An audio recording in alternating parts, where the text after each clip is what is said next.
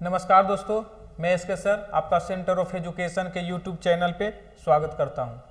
आज हम लोग देखेंगे प्रैक्टिस सेट जो कि मॉक टेस्ट है आपका 24 जनवरी का जो कि बिहार एसएससी का है, एसएससी जीडी वालों के लिए है। बिहार एसएससी का मॉक टेस्ट है 24 जनवरी का, जिसका क्या सॉल्यूशन देखेंगे। ये एग्जाम में इसमें कुछ अच्छा क्वेश्चन पूछा गया है जो कि आपको लोग को देखना है, ठीक है। तो स्टार्ट करते हैं। आज 24 जनवरी का क्वेश्चन आप लोग देखिए, स्टार्ट करते हैं। पहला क्वेश्चन है, कहता है पहला क्वेश्चन है कि 3:4 के रेशियो में दो संख्या दिया गया है। मान लेते हैं एक 3x है, दूसरा 4x है, और कहते हैं उनके घनों का योग। उनके घनों का योग कहने का मतलब क्या हुआ? घनों का योग कहने का मतलब हुआ कि उसको हम क्यू करते हैं, और इसका क्यू करते हैं तो आता है 27x क्यू, और इसका क्यू करते हैं तो आता है 64x क्यू। क्या आता है? 64x Q. और दोनों को जब ऐड करते हैं तो किसके इक्वल में आ जाता है? 5824 के इक्वल में। दोनों को ऐड कर लिया जाए तो 7 और 4 11 होता है, और 6 और 2 8 और 1 9, 91x क्यू इक्वल टू 5824। ये आ जाएगा। ये कैंसिल हो जाएगा कितना टाइम्स में? तो ये जो कैंसिल हो जाएगा 64 टाइम्स में। कितना टाइम्स में हो जाएगा कैंसिल? 64 टाइम्स में। तो x का जो वैल्यू मिल जाएगा आपका, कितना मिल जाएगा? x का वैल्यू आपको 4 मिल गया। यानी वो जो नंबर है वो कितना नंबर हो जाएगा? अगर हम इसको 4 से मल्टीप्लाई कर लें तो एक नंबर आपका हो जाएगा 12, दूसरा नंबर हो जाएगा आपका 16। तो बोल रहा है संख्याओं का योग कितना होगा? तो 12 और 16 दो नंबर है, और दोनों नंबर का अगर योग पूछेगा तो सम करिएगा तो 12 और 16 को ऐड करिएगा तो 28। और ये ऑप्शन नंबर कितना में दिया गया है? ऑप्शन नंबर बी में दिया गया है। यही क्वेश्चन है। क्वेश्चन क्या है कि दो नंबर है जिसका रेशियो दिया गया है, उसका क्यूब यानी क्यूब करते हैं, और क्यूब का सम दिया हुआ है। यहाँ से x क्यूब का मान आ गया 64, x का मान आ गया 4, तो एक नंबर हो गया 12 और दूसरा नंबर हो गया 16। अब यहाँ पर दोनों का ऐड पूछे, दोनों का मल्टीप्लिकेशन पूछे, दोनों का सब्सट्रैक्शन पूछे, जो भी पूछेगा हम उसको बनाएंगे। चलिए नेक्स्ट क्वेश्चन आते हैं। नेक्स्ट क्वेश्चन बहुत ही अच्छा क्वेश्चन है क्या? p का वैल्यू दे दिया है और आपसे बोला गया कि इसका मान बताइए। अब बताइए इसका जो मान पूछ रहा है तो इसको अंदर वाले को मल्टीप्लाई कर दीजिए। क्या गया? PQ plus 3P square plus 3P plus 1। ये देखिए ये किसी का पावर 3 है, ये किसी का पावर में है, और ये क्या है पावर में? ये आ जाएगा क्यूब रूट P प्लस 1 का पावर 3। और देखिए कि इससे ये कैंसिल हो गया, यानी इसका जो आंसर होगा P प्लस 1 होगा।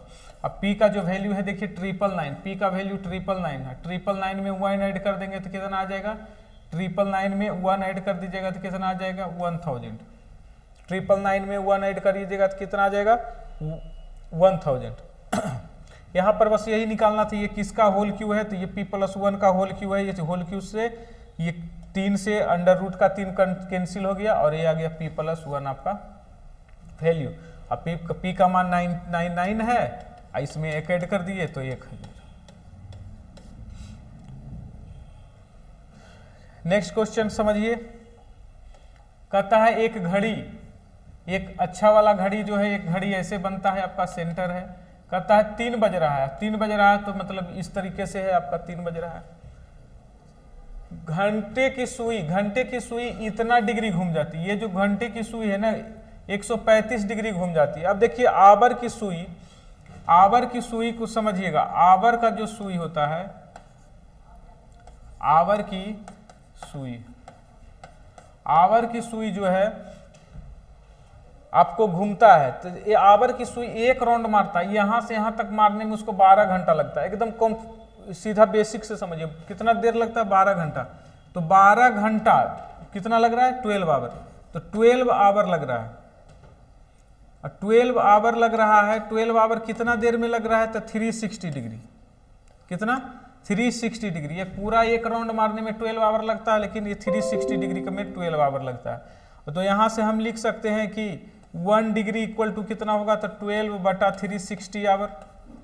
तो अब कितना उसको जाना है, 335 डिग्री, और 335 डिग्री जाना है, इसका मतलब होगा 135 डिग्री जाना है, मतलब 135 से मल्टीप्लाई कर लेंगे। 12 से कैंसिल कराइएगा तो 12 तिया 36 आ जाएगा। 12 से कैंसिल कराइएगा तो 12 तिया 36। 3 से कैंसिल कराइएगा तो यहाँ पर आ जाएगा 10, और यहाँ इसको 3 से कराइएगा तो 4, 1 और 5, तो 3 से कैंसिल कराएंगे तो इसको आ जाएगा 45/10, 45/10।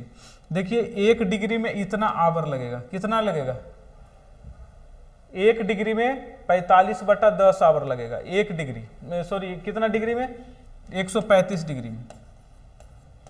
135 डिग्री ट्रेवल करने में, 135 डिग्री का एंगल बनाने में इसको कितना समय लगेगा, तो इसको समय जो लगेगा,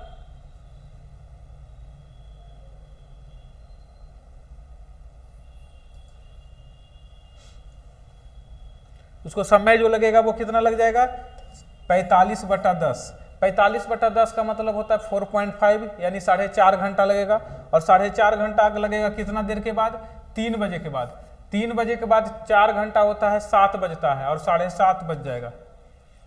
7.5,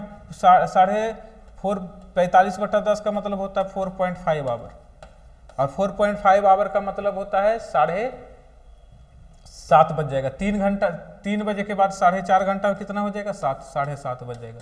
तो आप ऐसे ही समझ सकते हैं। और दूसरा आपको याद रखना है, तो याद रखिए कि 1 डिग्री बराबर जो होता है आपका 1/30 आवर लगता है।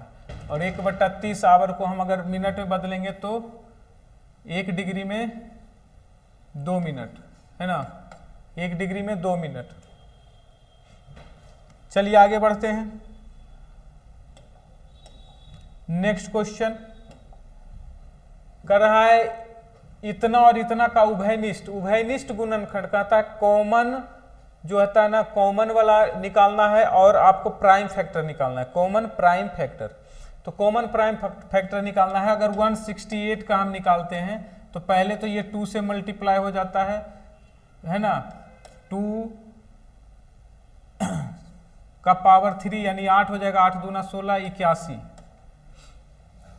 8 दूना 1 सेकेंड, 8 दूना 16 और 8 1 8, 21। यानी इसको और तोड़िएगा तो आ जाएगा 2 का पावर 3 इंटू 7, ये पहला मिलेगा। दूसरा प्राइम फैक्टर किसका निकालना है, 315 का।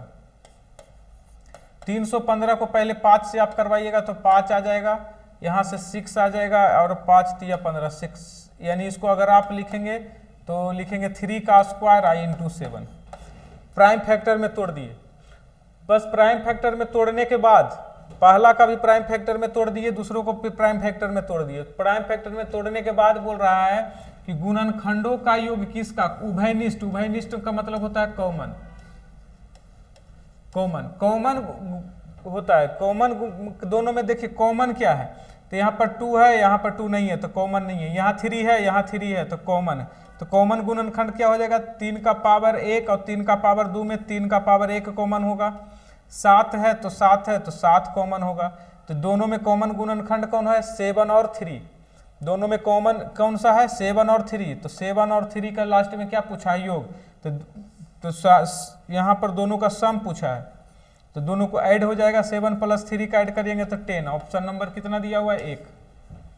ऑप्शन नंबर 1 में दिया हुआ है। 7 और 3 का ऐड पूछा, मल्टीप्लीकेशन पूछता तो 7 तिया 21 लिखते, घटाओ पूछता तो 7 - 3 लिखते, जो भी आपको पूछता वो निकाल लेते। समझ में आया। तो इसका फैक्टर निकाले, इसका फैक्टर निकाले। इसमें से बोला कॉमन कौन सा है, तो कॉमन कौन सा है, 3 इसमें है, 3 इसमें, 3 कॉमन हो गया। 7 इसमें, 7 इसमें, 7 कॉमन हो गया। चलिए नेक्स्ट क्वेश्चन पे आते हैं। नेक्स्ट क्वेश्चन आपका क्या कहता है, नेक्स्ट क्वेश्चन कहता है दो संख्याओं का अंतर बड़ी संख्या से 20% के बराबर है। मान लेते हैं बड़ी संख्या x होगा, क्या है x, और छोटी संख्या क्या है 12। तो बड़ी संख्या में से छोटी संख्या घटाएंगे तो जो अंतर होगा वो बड़ी संख्या का 20%। बड़ी संख्या मतलब x का 20% का मतलब होता है 1/5। x का 20% के बराबर है 1/5। ये 12 इधर चल जाएगा और इधर आ जाएगा 5x माइनस एक्स बटा 5 बराबर 12। यहाँ से आ जाएगा 4x इक्वल टू 12 इंटू 5, 4 से कैंसिल हो जाएगा 3 बार में, x इक्वल टू हो जाएगा 15। x इक्वल टू कितना आ गया 15। बड़ी संख्या कौन सा होगा 15, 15। दोनों का अंतर कितना हो गया 3, दोनों का अंतर कितना 3। तो बड़ी संख्या बोल रहा है, मान लेते हैं बड़ा संख्या x, छोटी संख्या 12, छोटी संख्या 12।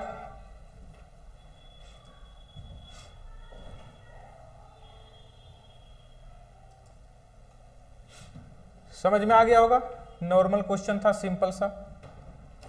नेक्स्ट क्वेश्चन देखिए, बहुत ही बेसिक क्वेश्चन है। कहता 5 लीटर का कितना दशमलव भिन्न में 195 लीटर होगा, मिलीलीटर होगा।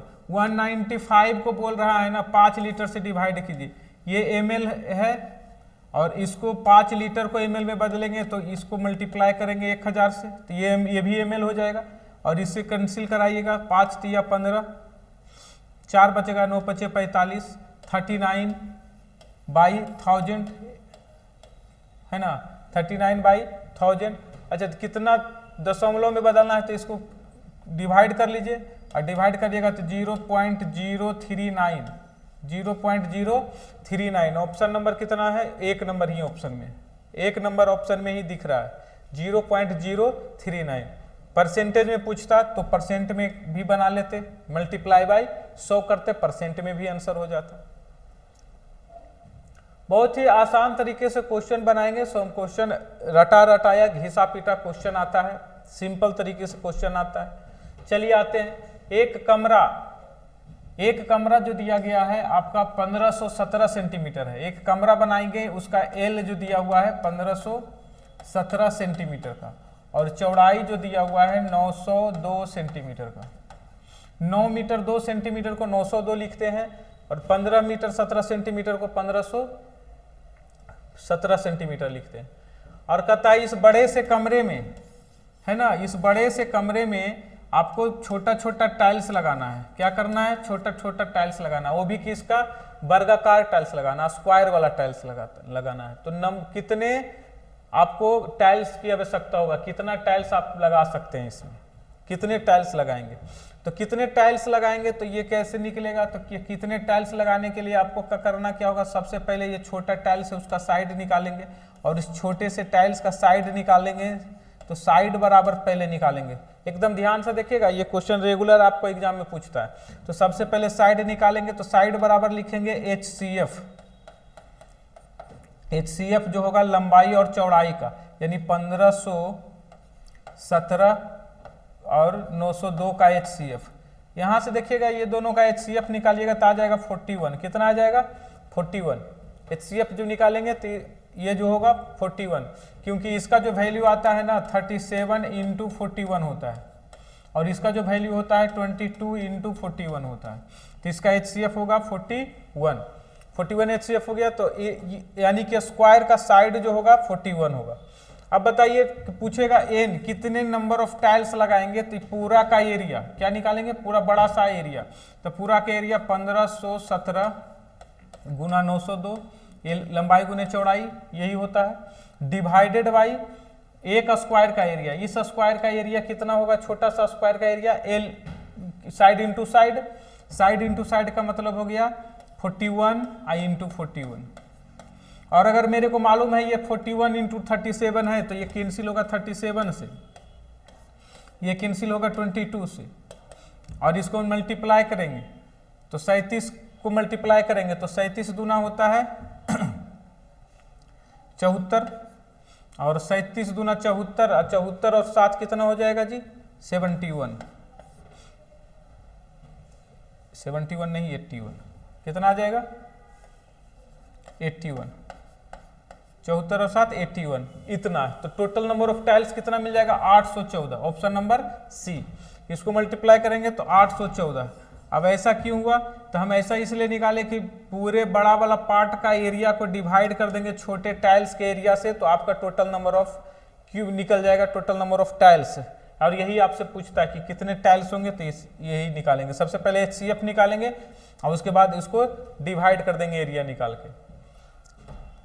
चलिए नेक्स्ट क्वेश्चन, ये बहुत ही खूबसूरत क्वेश्चन है 21 नंबर, जिसको कि बोला गया है कि 2.75 प्लस 2.75 मैंने इस पर रेकरिंग है, आप प्लस 3.78 में 3 पर रेकरिंग है, ठीक है, 3 पर रेकरिंग है। तो इसको हम कैसे बनाते हैं, इसको कैसे बनाते हैं, आप लोगों ने इस पर पॉइंट के बाद रेकरिंग देखा होगा, लेकिन यहाँ पर पॉइंट के पहले रेकरिंग दिया हुआ है। तो इसको कुछ नहीं करना है, जैसे लिखा है उसको ऐसे ही लिख दीजिए 2.75 और ये होगा 3.78 और दोनों को ऐड करेंगे। तो सबसे पहले इसको ऐड करेंगे, इसको ऐड कर लेंगे तो आ जाएगा, यहाँ पर देखिएगा, यहाँ पर इधर से ऐड करेंगे तो आ जाएगा 5 और यहाँ से ऐड करेंगे तो आ जाएगा आपका 8 और 5 13, 7 7 14 1 15। अब देखिए एक बच रहा है जो कि पॉइंट के बाद इधर आ जाएगा, ध्यान दीजिएगा, एक बच रहा है जो कि पॉइंट के बाद इधर आ जाएगा। अब होता क्या है, चूंकि अगर हम सिंपल सा लॉजिक लगाते हैं तो सिंपल सा लॉजिक कहता है कि यहाँ पर आप ऐड करेंगे। अगर आप सिंपल लॉजिक लगाते हैं तो यहाँ पर बोलेंगे कि यहाँ पर ऐड होगा और ये इधर आएगा, लेकिन जब रेकरिंग की बात करता है और पहले पॉइंट के पहले अगर रेकरिंग होता है तो क्या होता है, जो इधर एक्स्ट्रा बच गया वो इधर आके जुटेगा नहीं, इधर आके क्या होगा, माइनस होगा। क्या होगा, माइनस। फिर से बोल रहे हैं, अगर आप सिंपल सा लॉजिक लगाते हैं तो ये दोनों को ऐड करते हैं तो ये आता है, और ये दोनों को ऐड करते हैं ये आता है, और क्या करते हैं 3 और 2 5 में से बीच में +1 करते हैं और आता है 6.53 आएगा, 6.53। लेकिन ये नॉर्मल एडिशन में है, ये जो है आपका वार वाला एडिशन है, रेकरिंग का है। तो रेकरिंग वाले में क्या करेंगे, यहाँ पर प्लस नहीं करके माइनस करेंगे, तो यहाँ से ये घट जाएगा तो 1 क्या हो जाएगा, 5 में से 1 घट जाएगा तो इसको क्या करेंगे 4, यानी 4.53 होगा। यही आंसर आपका होगा 4.53। कौन सा है ऑप्शन 4.53, और रेकरिंग किस पर होगा 4 पर, 4.53, ये ऑप्शन नंबर सी है 4.53। ठीक है, आगे बढ़ते हैं। इसको एकदम याद कर लीजिएगा, ये क्वेश्चन एग्जाम में आजकल पूछना शुरू कर दिया है, अगर नहीं ध्यान दीजिएगा तो कहानी गोल हो जाएगा। आपसे एक क्वेश्चन लिखा है कि x/y + z = a, और आपसे पूछ रहा है 1/1 प्लस से। तो सबसे पहले अगर हम इसमें 1 ऐड कर लेंगे तो इसमें भी 1 ऐड करना पड़ेगा अपने को, और अगर हम रिवर्स करते हैं तो एक बार इसको सोल्व करेंगे उसके बाद रिवर्स करेंगे, तो ऊपर में आ जाएगा x + y + z divided by y + z = a + 1। और अगर हम इसको रिवर्स करके लिखें तो क्या लिखेंगे a + 1, और इसको रिवर्स करेंगे तो आ जाएगा x + y + z। ऊपर में क्या आ जाएगा, x ऊपर में आ जाएगा y + z। ध्यान दीजिएगा, नीचे में x + y + z, ऊपर में y + z। किसका वैल्यू है, इसका वैल्यू है। इसी तरीके से सारा का वैल्यू आप रिवर्स में है, और जब सारे का वैल्यू रिवर्स में है तो ऊपर में नीचे में सारा का नीचे x + y + z है। देखिए x + y + z, इसके लिए भी आएगा नीचे x + y + z, इसके लिए भी आएगा नीचे x + y + z। तो x + y + z क्या हो जाएगा अपना LCM। ऊपर में आ जाएगा एक बार x + y, दूसरा बार आ जाएगा y + z, और तीसरा बार आएगा z + x। इसका मतलब ये हुआ कि ऊपर में आ जाएगा 2 × x + y + z, और नीचे भी आएगा x + y + z। कट गया और आपका आंसर आ गया 2। कट गया और आपका आंसर क्या मिल गया 2। ठीक है, कट जाएगा और आपका आंसर क्या मिला 2।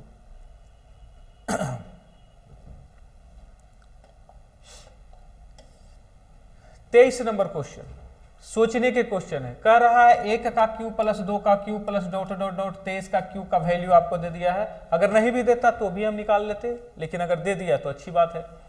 3025 दिया हुआ। अब क्या करना है, आपसे पूछ रहा है 4, तो आप क्या करिए ना 4 कॉमन कर लीजिए, तो बच क्या जाएगा 1 + 8 प्लस है ना 1 + 8 + 27 ... यहाँ से आ जाएगा 1000। इसका मतलब क्या है कि बच कितना गया है, 1 का क्यूब जोड़ 2 का क्यूब जोड़ 3 का क्यूब ... 10 का क्यूब तक, यही बच गया है आपका। अगर आप 4 कॉमन लेते हैं तो यही बच जाता है। तो इसका जो वैल्यू है अपने को दिया गया है, इसका वैल्यू कितना दिया है 30 25, और हम इसको मल्टीप्लाई करेंगे तो जो आंसर आ जाएगा वो आपका आंसर हो जाएगा। और इसको मल्टीप्लाई कर लेंगे तो आ जाएगा 0 5 चौका 20, 4 दूना 8,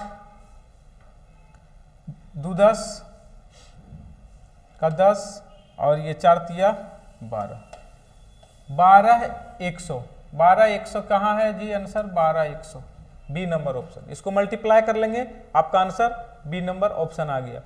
कुछ नहीं करना था, बस 4 इसमें कॉमन कर लेना था, 1 8 27 डॉट डॉट आगे बढ़ते चल गए। आगे देखिए कि 1 का क्यू, 2 का क्यू, 3 का क्यू, इसी तरीके से आते जाएगा और ये आपका आंसर हो जाएगा। ठीक, कहता है एक पेचकस तथा एक हथौड़े के मूल्य बराबर है। एक पेचकस और एक हथौड़े का मूल्य बराबर है, समझ लीजिए। मान लेते हैं 100 रुपया दोनों का मूल्य रख लेते हैं। कितना रुपया 100 रुपया। यदि प्रत्येक पेचकस के मूल्य में 5% वृद्धि, इसमें 5% इंक्रीज किया और इसमें 3% इंक्रीज किया है। 3 पेचकस खरीदा, बताइए 5% इंक्रीज करेगा तो 5 रुपया बढ़ेगा, तो 3 पेचकस में 3 गुना 5 रुपया बढ़ जाएगा। इसमें कै गो खरीदा है, ये भी 3 गो खरीदा है, 3 गुना 3 रुपया बढ़ेगा। कुल मिला के कितना बढ़ेगा 5 तिया 15 और 9 24 रुपया। इस तरह से कितना रुपया बढ़ गया 24 रुपया। कितना रुपया 24 रुपया बढ़ गया। अब बताइए कितना रुपया पर 24 रुपया बढ़ा, तो एक वस्तु का दाम था 100 रुपया, तो यहाँ से 300 रुपया का हमको वस्तु खरीदना पड़ा, और यहाँ से भी 300 रुपया का वस्तु खरीदना पड़ा, मतलब 300 300 600 रुपया का वस्तु खरीदना पड़ा। तो 600 रुपया में 24 रुपया बढ़ा, तो 24 को 6 से भागा दे देंगे तो कितना हो जाएगा 6 चौका 24, यानी कितना बढ़ गया तो 4%। यहाँ से ऐसे सीधे भी निकाल सकते थे, 4% वृद्धि हो गया। और अगर नहीं निकालना चाहते हैं तो ऐसे लिख सकते हैं 24 बटा 600, 600 रुपया का वस्तु था गुना 100, 100 से 100 कैंसिल, 6 चौका 24, ऐसे भी 4% का प्रॉफिट हुआ। मान लेते हैं दोनों का क्रय मूल्य आप मान लीजिए 100 रुपया, आंसर आ जाएगा। चलिए दोस्तों नेक्स्ट क्वेश्चन 26 नंबर क्वेश्चन, बहुत ही अच्छा क्वेश्चन है। ये भी रेगुलर क्वेश्चन पूछता है, ये क्वेश्चन भी रेगुलर आता है एग्जाम में। कहता है एक अंडे के भाव में 25% कमी आ जाने के कारण एक व्यक्ति इतना रुपया में इतना दर्जन अंडे अधिक खरीद सकता है, तो अंडे का प्रारंभिक भाव प्रति दर्जन, दर्जन में ही पूछ रहा है प्रारंभिक भाव। अगर प्रेजेंट पहले का भाव पूछ रहा है, ओरिजिनल प्राइस की बात करेंगे, तो जो कमी आ रहा है पहले उसको लिख लीजिए। कितना आ रहा है कमी 25 का, यहाँ पर नीचे लिखेंगे 100 माइनस कमी, ऊपर में लिखेंगे रुपया, और नीचे में लिखेंगे कितना दर्जन आपने ज्यादा खरीद पाया, और ये आंसर आ जाएगा। ये कट जाएगा 3 बार में, 25 तिया 75, 3 तिया 9, 9 से कट जाएगा 9, 9 इकाई 9 है ना, 7, 9 8 72, 18 रुपया। पहले जो रेट था 18 रुपया प्रति दर्जन था, कहाँ गया ऑप्शन नंबर डी। पहले जो रेट था वो 18 रुपया प्रति दर्जन रेट था। आप इस क्वेश्चन को ऐसे ही बनाते हैं, रेगुलर इस क्वेश्चन को आप ऐसे ही बनाते हैं, ठीक है।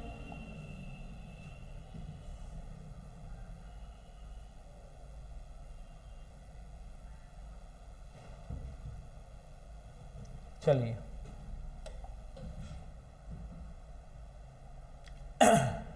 कह रहा है 117 रुपया को पहले इस रेशियो में बांटते हैं।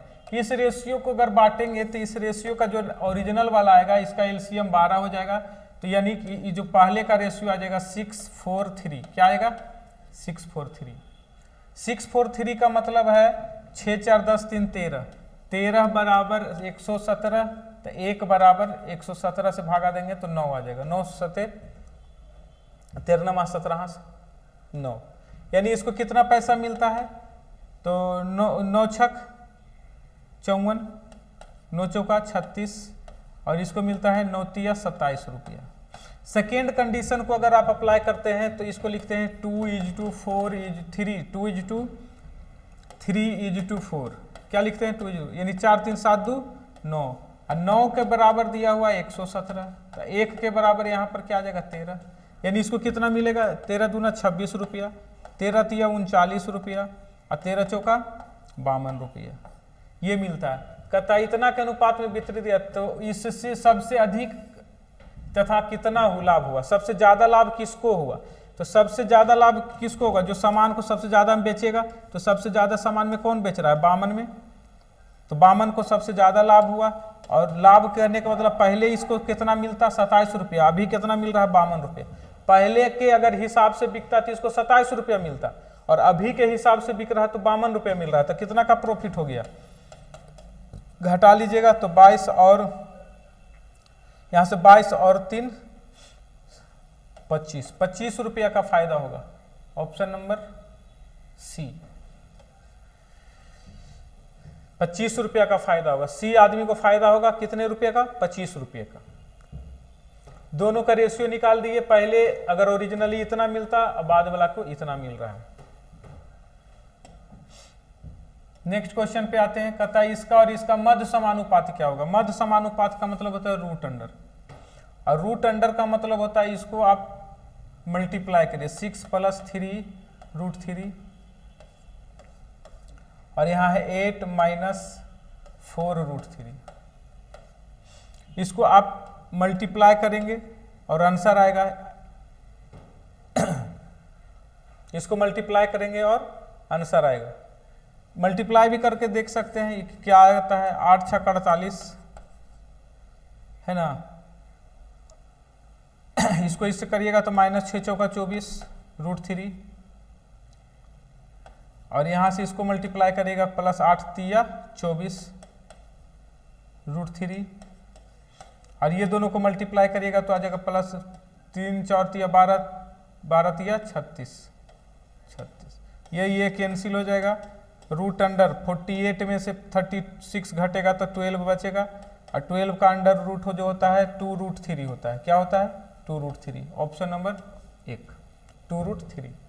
इसको कुछ नहीं किए, इसको मल्टीप्लाई कर दिए, जो कट गया, जो बच गया वही आपका आंसर आएगा। तो आप लोग पढ़े होंगे कि मध्य समानुपात मीन मतलब जो होता है root under A B, root under A B जो दिए गए टर्म है उसको रूट अंडर ए बी आपका मीन होता है। इसको मल्टीप्लाई किया और आपका ये आंसर आया। चलिए, 2 रेलगाड़ी एक ही दिशा में, 2 रेलगाड़ी चल रही है, एक रेलगाड़ी ये, एक 40 km/h वाला, और दूसरा रेलगाड़ी इसी दिशा में जा रही है जो कि कितना है 20 km/h, 20 km/h। यानी ये स्पीड ज्यादा है, इसका स्पीड कम है, तो जिसका स्पीड कम है उसको क्रॉस कर जाएगा एक। जब क्रॉस कर जाएगा तो देखिए कहता है तेज रफ्तार वाली रेलगाड़ी धीमी रफ्तार वाली रेलगाड़ी में बैठे, इसमें एक आदमी बैठा हुआ है, इसको क्रॉस करना है। और जब किसी आदमी को क्रॉस करना है तो क्रॉस करने में लगा समय बराबर है ना, तो टाइम बराबर आपका होता है कि इसका डिस्टेंस जो क्रॉस कर रहा है उसका डिस्टेंस और प्लस आदमी का distance 0 divided by relative velocity. और रिलेटिव वेलोसिटी जो होता है वो आपका 40 - 20 होगा। क्या होगा, चूंकि एक ही दिशा में जा रहा है तो घटेगा। टाइम दे दिया है 5 सेकेंड का। क्या दिया है टाइम, यहाँ पर टाइम जो मिला है आपको 5 सेकेंड का, तो ये 40 - 20, ये 5 गुना है ना 20, आगे km/h को हम बदलिएगा तो 5/18 I = D। ये D कौन सा है भाई, डिस्टेंस बड़ा ट्रेन का, तेज गति के ट्रेन का, और यही आंसर होगा। यहाँ से मल्टीप्लाई करिएगा तो 20×5 = 100, 20×5 = 100, 500/18 आंसर होगा। डी का जो वैल्यू आ जाएगा 500/18। बाकी आप डिवाइड भी कर सकते हैं, ठीक है, यही आंसर होगा आपका 500/18 यानी ट्रेन। यहाँ पर दो पूछता है कि दूसरा ट्रेन को 0 क्यों लिखे, तो चूंकि ये वाला ट्रेन पार कर रहा है, इस पूरे ट्रेन को नहीं बोला है, किसको बोला है, इसमें एक आदमी को बोला है, तो इस आदमी का जो डिस्टेंस होगा 0, और इस ट्रेन की लंबाई पूरी, तो पूरा डिस्टेंस। अगर बोलता है ये ट्रेन इस ट्रेन को क्रॉस कर रही है तो इसका भी डिस्टेंस लेते, इसका भी डिस्टेंस लेते। यही इसमें लॉजिक है कि अगर बोलता है ये ट्रेन को क्रॉस कर रही है तो दोनों का डिस्टेंस लिया जाता। लेकिन अगर बोला जा रहा है कि ये ट्रेन इसमें बैठे एक आदमी को क्रॉस कर रही है, तो मतलब ये ट्रेन क्रॉस कर रही है इस आदमी को, और आदमी का डिस्टेंस कितना होता है 0 होता है। आगे बढ़ते हैं। एक साहूकार को ज्ञात हुआ कि ब्याज की दर 8% से इतना होने पर इतना की कमी आ जाती है। बताइए, बोल रहा है कि 8 पहले 8% था, अब उसका ब्याज घट गया, 7 चौका 28, 3 31, 31/4% घट गया। तो कितना का घटा है जी? तो 61.50। इसको में से इसको घटाइएगा तो आ जाएगा 1/4% का जो वैल्यू होगा 61.50। यहाँ से आपसे पूछ रहा है तो मूलधन क्या होगा? मूलधन प्रिंसिपल जो होगा इसको 4 से गुना कर दीजिएगा और आपका आंसर आ जाएगा। जैसे ही 4 से गुना कर दीजिएगा तो आ जाएगा 2660। कितना आ जाएगा? इसको मल्टीप्लाई कर लेंगे, 4 गुना 6150, 4 गुना 6150, यही आंसर है आपका प्रिंसिपल बराबर। इसको मल्टीप्लाई, क्योंकि प्रिंसिपल हमेशा 100% होता है, प्रिंसिपल आपका क्या होता है? 100%, तो 100% का वैल्यू निकल जाएगा। ठीक है,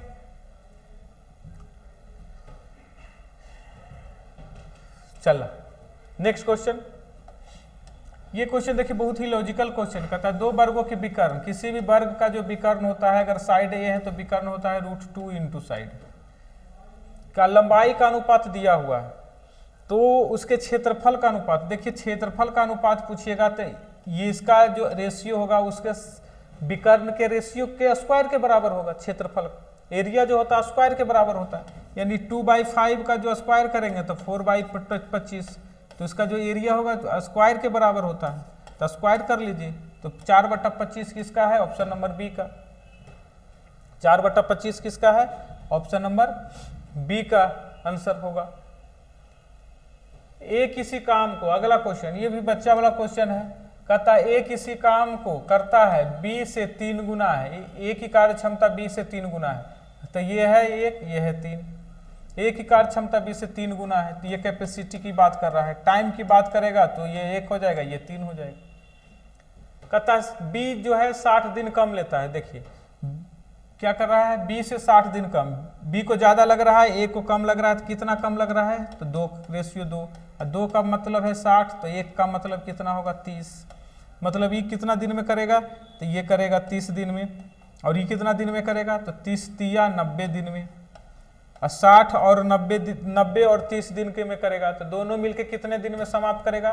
तो दोनों मिलके करेगा तो दोनों मिलके 22.5 दिन में। कैसे 22.5 दिन में? तो 1/30 प्लस 1/90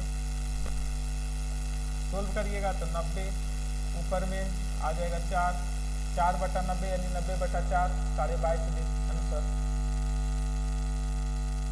ये बच्चा वाला था, ये रेगुलर क्वेश्चन है, ये एकदम हमेशा पूछा गया है, बहुत बार RS अग्रवाल का क्वेश्चन। गुणोत्तर श्रेणी समझिएगा, गुणोत्तर श्रेणी में क्या होता है? गुणोत्तर श्रेणी का मतलब होता है जीपी, गुणोत्तर श्रेणी का मतलब होता है जीपी। और जीपी में समझिएगा क्या दिया हुआ है कि फर्स्ट टर्म आपका 2 है, दूसरा टर्म 6 है, तीसरा टर्म 18 है, और डॉट इसी तरह से किया गया है 43/74। इसी में क्या गया है 43/74। इसमें हम a का जो वैल्यू मान लेते हैं 2 है, मान क्या लेते हैं? दिया हुआ है। इसमें से इसको डिवाइड करेंगे, इसमें से इसको डिवाइड करेंगे तो r निकलेगा। r का जो मान है वो 3 है, क्योंकि 3 को भागा लगाएंगे, 6 को भागा लगाएंगे 2 से, तो आपको मिलेगा, है ना। आगे देखिए आपसे ये जो है ना Tn दिया हुआ है, Tn दिया हुआ है 4374, और इसका फॉर्मूला जो होता है Tn निकालने का, तो Tn बराबर फॉर्मूला होता है a इंटू आर का पावर n-1, और Tn का वैल्यू दिया हुआ है 4374 इक्वल टू 2 इंटू 3 का पावर n-1। यहाँ से n निकल जाएगा, n निकालने के लिए करिएगा तो ये आ जाएगा 2 से कैंसिल हो जाएगा, 2 से कैंसिल हो जाएगा कितना बार में? तो 2 से आ जाएगा ये वो 2, ये 3 है तो 1 बार में 1 बच गया 17, 8 बार में 1 बच गया 14, 7 बार में 81, 87, 2187। अगर 2n87 को लिखेंगे तो ये आ जाएगा 3 का पावर 7। क्या आ जाएगा? 3 का पावर 7। 3 का पावर 7 यानी 3 से 3 इक्वेट हो गया, तो n-1 का जो वैल्यू आएगा 7, और n का जो मान आएगा आपका कितना आ गया? 8। n का मान कितना आ गया? 8। यहाँ से n का वैल्यू निकल गया। अब n का वैल्यू निकल गया तो सभी का योग निकालने के लिए बोल रहा सम, और Sn बराबर फॉर्मूला जो होता है वो Sn का जो फॉर्मूला होता है वो होता है a इंटू आर का पावर n माइनस 1 बटा आर माइनस 1, ये होता है। ठीक है, तो अब यहाँ पर क्या करेंगे, a का वैल्यू दिया हुआ है 2 इंटू आर, मतलब आर का मान दिया हुआ है 3, n का मान हम निकाल चुके हैं 8 माइनस 1 डिवाइडेड बाई 3 माइनस 1। देखिए ये से ये कैंसिल हो गया, यानी आंसर होगा 3 का पावर 8 माइनस 1। 3 का पावर 8 निकाल लेंगे और माइनस 1 करेंगे तो जो आंसर आ जाएगा वो आंसर होगा 3 का 8 पावर 8 3 का पावर 8 माइनस 1 ही आपका आंसर होगा।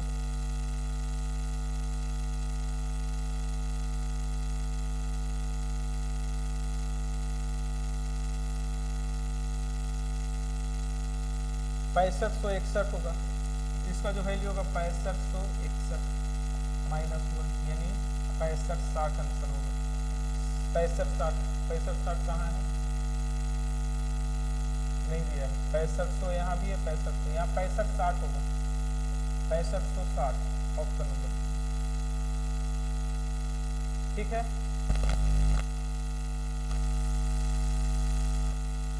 ठीक है, आगे बढ़ते हैं। नेक्स्ट क्वेश्चन आपके लिए,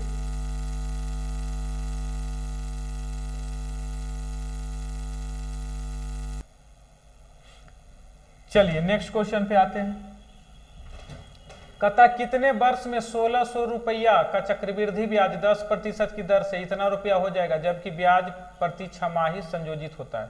ब्याज प्रति छमाही मतलब हाफ ईयरली, मतलब आप अमाउंट का फॉर्मूला पढ़े होंगे कि अमाउंट बराबर जो होता है P इंटू 1 प्लस आर बटा 100 का पावर n। अब यहाँ पर देखिए इसका जो वैल्यू दिया हुआ है 1852.20 डिवाइडेड बाई लिखा हुआ है 16। अब ये पॉइंट घटाएंगे तो 2 जीरो और आ जाएगा, यहाँ से आ जाएगा 1 प्लस। अब चूंकि रेट जो होता है हाफ ईयरली में आधा हो जाता है, हाफ ईयरली में रेट आधा हो जाता है, यानी रेट हो जाएगा 5%, रेट हो जाएगा 5%। तो 5% का मतलब होता है 1/20, 5% का मतलब होता है यहाँ पर देखिए 5% का मतलब हो जाएगा यहाँ पर है ना 5/100 का टाइम हो जाएगा 2n। इसको सोल्व करेंगे तो आ जाएगा 1/20 यानी 21/20, 21/20 का पावर 2n। ये 0 से 0 कटा लीजिए, ये 20 का पावर 20 है तो 20 का यहाँ पर देखिएगा 3 आ रहा है, इसका मतलब आपका ये जो है किसका पावर 3 आएगा, एक बार कटा लीजिए तो आ जाएगा 8 पर 3 0, और ये कटा लीजिएगा तो आ जाएगा 2 से 9 है ना, 5 है तो आ जाएगा 2, 1 आ जाएगा 12, 6 और ये आ जाएगा 1। और ये जो ये है और ये जो है आपका ऊपर में 21/8, 8 मतलब 8000 किसका है जी, 8000 किसका है 20 का, पावर कितना है 3, मतलब आ जाएगा 21/20 का पावर 2n। 2n का जो मान आएगा वो 3 है, n का जो मान आएगा वो 3/2 है, क्योंकि बेस और बेस बराबर हो गया तो पावर भी बराबर हो जाएगा, बेस और बेस बराबर हो गया तो पावर भी बराबर हो जाएगा। तो इस तरीके से क्वेश्चन को निकाल सकते हैं। तो n का मान आ जाएगा 3/2, ऑप्शन नंबर बी। बहुत सारे ऐसे क्वेश्चन आएंगे जिसमें छमाही होगा तो उसमें आंसर 1.5 वर्ष ही आता है, बहुत मोस्टली क्वेश्चन में इसका आंसर 1.5 वर्ष ही देता है। कहता है 300 लीटर की दर से, मीटर है 300 मीटर की दर से ए बी को 22 मीटर अथवा 6 सेकेंड से हरा देता है। ध्यान दीजिएगा, कहने का मतलब अगर 300 का दौड़ करते हैं तो ए यहाँ पहुंच जाता है और बी पीछे ही रह जाता है, और कितना पीछे रह जाता है तो 22.5 मीटर पीछे रह जाता है। ठीक, 22.5 मीटर पीछे रह जाता है। 22.5 मीटर पीछे रह जाता है। और दूसरी भाषा में कहें, फिर इसको फिर से समझिए, कह रहा है कि अगर 300 मीटर की दौड़ होता है जिसमें ए अगर यहाँ पहुँच जाता है तो बी जो है ना 22 मीटर पीछे रह जाता है। तो पहली तरीका ये हारने का है। दूसरा तरीका ये कह रहा है कि अगर ए भी पहुँच जाता है और बी भी यहाँ कंप्लीट कर लेता है तो 6 सेकेंड के बाद बी पहुँचता है। यहाँ से यहाँ तक पहुँचने में इसको कितना लग जाता है? 6 सेकेंड लग जाता है। तो आप इसका मतलब ये समझ लिए कि 6 सेकेंड में बी जो है, बी कंप्लीट कितना डिस्टेंस करता है? 22.5 मीटर कंप्लीट करता है, यही ना है। तो पूछ रहा है बी कितनी देर में दौड़ पूरी करेगा। बी पूरा कंप्लीट करेगा कितना? 300 मीटर में। और 22.5 मीटर में वो 6 सेकेंड लेता है, तो 1 मीटर में वो 6/22.5 सेकेंड लेगा। तो 300 मीटर में वो कितना सेकेंड लेगा? तो 300 मीटर में 6/22.5 गुना 300, इतना सेकेंड लेगा। अब ये देखिए पॉइंट हटाइएगा तो ऊपर में एगो 0 आ जाएगा। 25 से कट जाएगा, 25 नमा 225 और 25 से कट जाएगा, 25 दहें 250 बार में और कट रहा है। देखिए ये जो है 3 से कट गया, ये कट गया 4 बार से, ये 3 से ये और कट जाएगा कितना बार में? 20 × 60 और 20 चौका 80, 20 चौका 80, यानी पूरा का पूरा 80 सेकेंड लगेगा। किसको? ए को पूरा कंप्लीट कर, बी को पूरा कंप्लीट दौड़ पूरा करने में 80 सेकेंड लगेगा। लेकिन अगर ए क्यू पूछा जाएगा तो ए को कितना लगेगा? तो ए को इससे 6 सेकेंड पहले लगेगा, यानी 74 सेकेंड में कंप्लीट करेगा ये पूरा काम।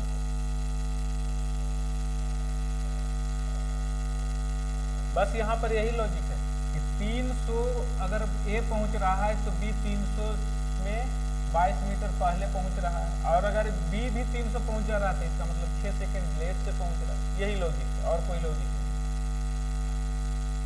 आज का लास्ट क्वेश्चन है, देखिएगा। शांत जल में एक मोटर बोट की चाल इतना है, वह 30 किलोमीटर धारा की दिशा में जाकर वापस आ जाता है। देखिए 30 किलोमीटर जो है ना, कोई आदमी 30 किलोमीटर जाता है, 30 किलोमीटर जाता है धारा के साथ, तो धारा के साथ जाता है तो स्पीड जुटता है ना। तो 15 प्लस मान लेते हैं x, और फिर 30 किलोमीटर लौटता है तो 15 माइनस x क्या हो जाएगा? 15 माइनस x। तो कुल मिला के कितना टाइम लग रहा है? 4 घंटा 30 मिनट। 4 घंटा 30 मिनट को बोलते हैं 9/2 आवर। कितना मिनट लग रहा है? कितना। अब यहाँ से भाई ऑप्शन पुट कर लीजिए। ऑप्शन अगर पुट करिएगा 9.5 आ जाएगा, जिसमें आ जाएगा। यहाँ से अगर 5 पुट करिएगा तो 10 आ जाएगा, 10 या 30, 10 20 यहाँ पर आ जाएगा 1.5, और यहाँ पर अगर 5 पुट करिएगा 10 3, तो यहाँ पर आ जाएगा 3 और 1.5 4.5 होता ही है। इसका मतलब जो वैल्यू होगा इसका 5 किलोमीटर पर आवर होगा। भाई ऑप्शन इसको बना लिए कि x का मान अगर हम क्या पुट करेंगे 5, तो आपका 4.5 आवर लग रहा है। तो ऑप्शन सही है, ऑप्शन नंबर बी। बोल रहा है ये क्वेश्चन कि इतना का इतना प्रतिशत किसके बराबर है? ये तो निकालने का चीज है, ये तो बच्चा वाला कहानी है। 7 या 21 4 25/7 का 63%। परसेंट का मतलब होता है 100। 25 चौका 100, 9 7 63, 9/4 है ना, 9/4 आंसर। ये क्वेश्चन समझिए, क्या था? 25% बिक्री कर, 25% बिक्री कर सहित। अगर हम 100 रुपया का सामान है, 100% का है, उसको बिक्री कर के बाद इसका 125% वैल्यू हो जाता है, मतलब इस पर 25% टैक्स लगाते हैं, तो इसका वैल्यू हो जाएगा 825। कितना हो जाएगा? इसका वैल्यू हो जाएगा 825। 125 से कटा लीजिए, 125 से कट जाएगा तो 1% का जो वैल्यू मिल जाएगा वो आ जाएगा कितना? 7 बार में कट जाना चाहिए,